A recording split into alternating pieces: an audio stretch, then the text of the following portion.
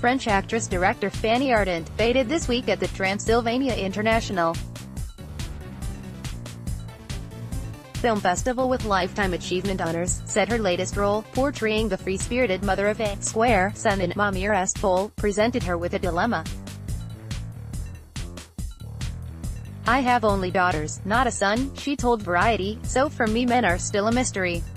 The production, directed by Diane Kurys and just wrapped following a shoot in Belgium and the Netherlands, is the story of a relationship between a mother with great imagination and a very square boy. The role gave the veteran actress a chance to learn how to know your own soul, Ardant says. Although her character shares much with Ardant's life and work in stage and film, she explains that the only real way to grasp what raising a boy is like is to experience it. "Working with Kurys was a great experience," she said, expressing confidence that more such opportunities for women are opening up in Europe.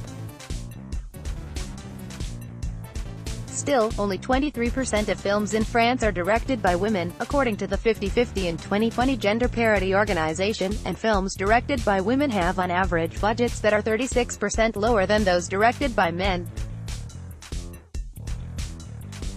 But low budgets need not be limiting, Ardant says, adding that she learned much about resourcefulness from working with the French Nouvelle Vague filmmakers of the 70s and 80s, including François Truffaut, with whom she fell in love and had her daughter Josephine. "I was always on the set and I was watching everything carefully, so I knew very well the code." The films also formed a great school for production efficiency, Ardant says.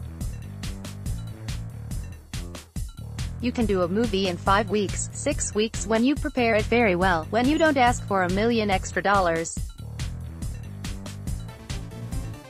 I learned a lot. Still," she admits, finding the funds remains challenging on even indie-budget films, such as Stalin's Couch, about an artist commissioned to memorialize the Soviet icon, which she directed in 2016. She has called Gerard Depardieu's performance as Stalin brilliant, in noting that the actor's intense energy allows him to fully inhabit the role. Having first moved into directing in 2009 for her wedding revenge story, Ashes and Blood, co-produced between France, Portugal and Romania, Ardant's affection for this part of Eastern Europe is clear. The film, called Stunning and Magnificent Debut in Liberation, was co-written by Ardant, Paolo Sorrentino and Ismail Kader and produced by Paolo Branco and TIFF chief Tudor Guirju. Asked whether she would like to have begun directing films earlier, when there were fewer opportunities for female helmers, she says it isn't helpful to put people into categories. As Ardant puts it, "It's not very interesting to speak about directing as a woman. Before being a woman, before being a man, you are a human being. With your cleverness, your fragility, your defects. So to put nationality or sex first before speaking about someone is reducing." It's true that long ago there were fewer women meters in directing French movies, says Ardant. But there are more and more done in France. She adds she has never felt anyone despising women in directing roles. As for whether she was kept out of the directing club prior to 2009, Ardant says, "Not at all. I was an actress and from the stage. So in this long afternoon before you act one we're writing stories with more or less success.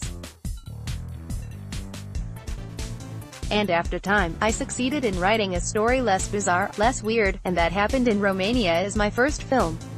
France's low score of professional parody and film does need to improve," the actress acknowledges, but at the same time, Ardant feels no barriers to the progress of women filmmakers.